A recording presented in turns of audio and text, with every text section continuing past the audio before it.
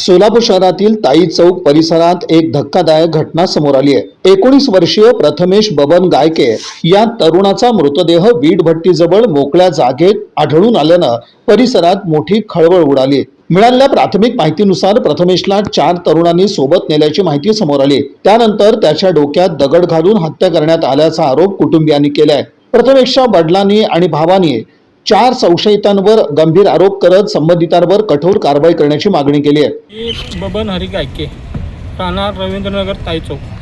माझ्या मुलाला 4 मुलांनी गोड बोलून घेऊन डोक्यात दगड घालून त्याची हत्या केली आणि जोपर्यंत अधिकारी साहेब त्या मुलांना ताब्यात घेत नाही तोपर्यंत आम्ही डेड बॉडी ताब्यात घेणार नाही आणि काय असेल ती कायदेशीर कारवाई करून त्यांच्यावर गुन्हा दाखल करावा हीच आमची इच्छा आहे। ही घटना कशावरून घडली?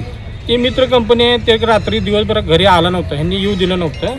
मग ह्यांनी सकाळी त्यांनी आल्यानंतर त्याला आंघोळ करून, आम्ही नसता आंघोळ करून गेला, माझ्या मुलांनी बघितलं। बघितल्यानंतर माझ्या मुलांनी त्यांना हाक मारली तर त्यांनी त्याला बसवून गाडीवर घेऊन गेले। बसवून घेऊन गेल्यानंतर जिथं जे अपघात झाला त्या अपघाताच्या ठिकाणी त्याला न्यायला लागले होते, त्याला हाकलून दिलं।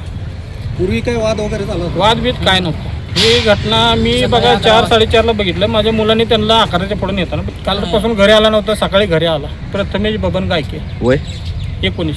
प्रज्वल बबन गायके, ते ताई चौकात आलते। ते 2 मुलं त्याला गाडीवर घेऊन जाताना बघितलं। मग मागणं दोघं आलते, मागणं दोघं मग त्यांच्या पाठीमाग गेलो आहे ना, मला हाकलून दिले बाहेर, तुझं भाऊ नाही जा म्हणले। मग असं दमदाटी केले, मग हाकलून दिले मला। पोरांचे नाव सांगे बाकीचे? अजय जाधव, पिन्या गायकवाड, समर्थ लिंबोळे, साहिल शेख। स्वागतनगर, देसाईनगर, ताई चौक, विष्णुनगर।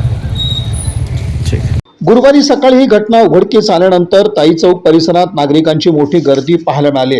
माहिती मिळताच पोलिसांनी घटनास्थळी धाव घेत पंचनामा केला। दरम्यान या प्रकरणाचा अधिक तपास पोलीस करत असून हत्येमागील नेमकं कारण काय याचा शोध घेतला जातोय। या बातमीपत्राचे प्रमुख प्रायोजक प्लॅटिनम मॉल इंद्रधनु सोलापूर। सोलापुरातील सर्वात प्रतिष्ठित इंद्रधनु सोसायटीचा नवीन भव्य कमर्शियल प्रोजेक्ट आता रेल्वे स्टेशनच्या अगदी शेजारी शहराच्या मध्यवर्ती ठिकाणी।